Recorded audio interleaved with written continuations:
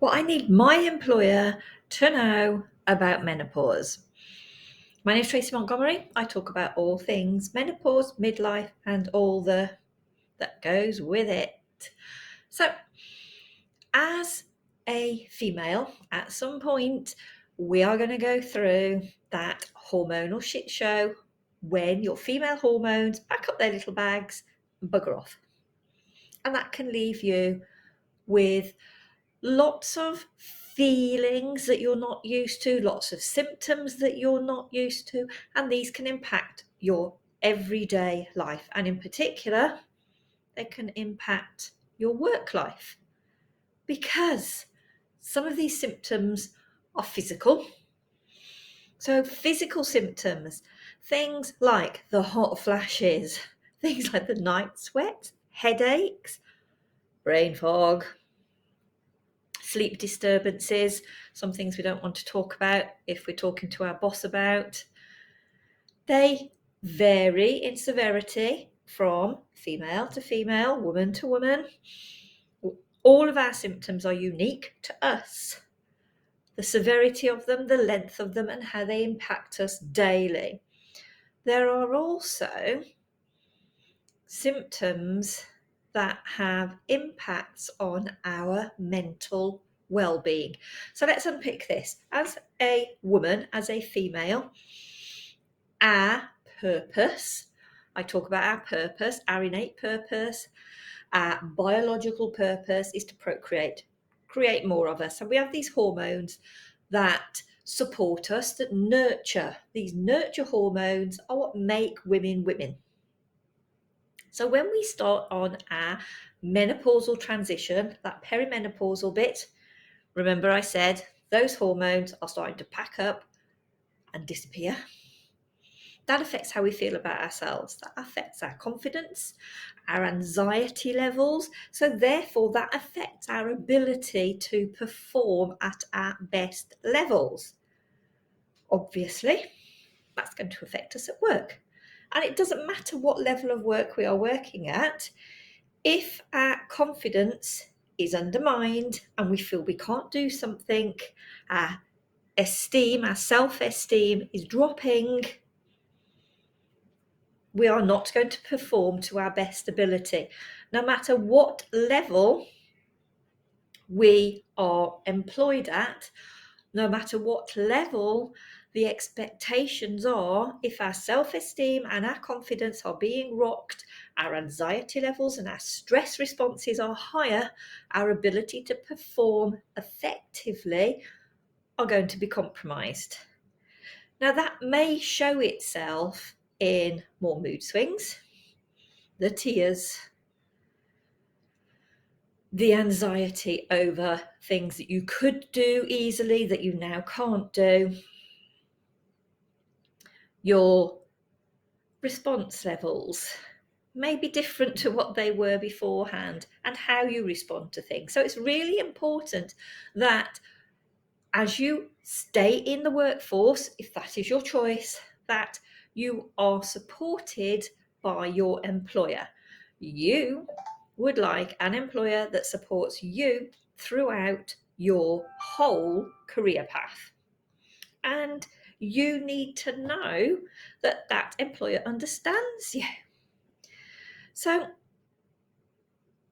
do we realise that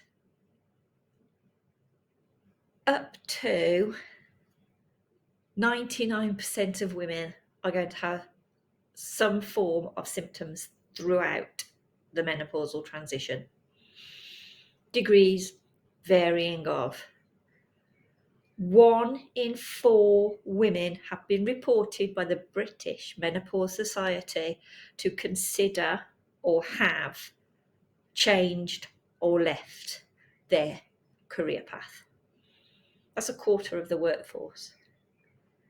If you realise that 51% of the population are female, 51% of the population are going to go through the menopausal transition. A quarter of those women are going to either leave or downgrade their career path. So what should you be looking for when you're looking at an employer or the possibility of an employer? First thing you would like would be flexible working arrangements, so that they're flexible around your menopausal transition, your menopausal symptoms. This could be different start times, part-time, with a view to coming back full-time, remote work, things that accommodate your symptoms of fatigue, mood swings, and hot flashes. They need to be taken into account. That means that there should be, to support you, mental health resources. Either a package, either policies, they should be in place. The workforce that you are going to be going into should be an inclusive one. Now, when we're talking inclusive, we need to be talking about ageism, because menopause is part of an ageism, maybe strategy, but it's ageist. We talk about women as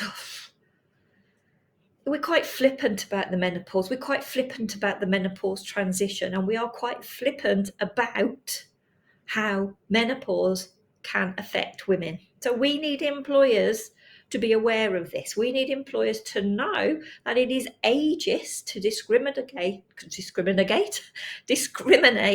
against women who are going through the menopause. So we need to make sure that ageism and career trajectory, I can't speak now, what's going on,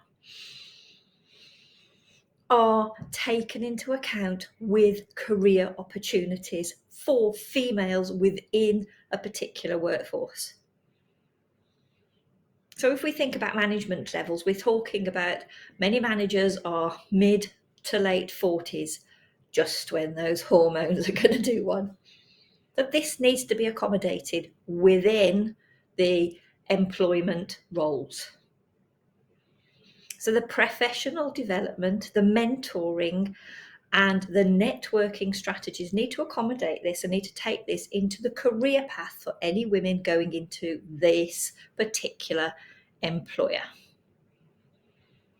We need, as women, to start breaking the taboos about menopause. Menopause is a shit show. It can be a complete shit show for many women. It can be life-changing for many women. We don't know the severity of it for everybody. We don't know the length of time that women are going to be going through this transition and coming out to a different outcome.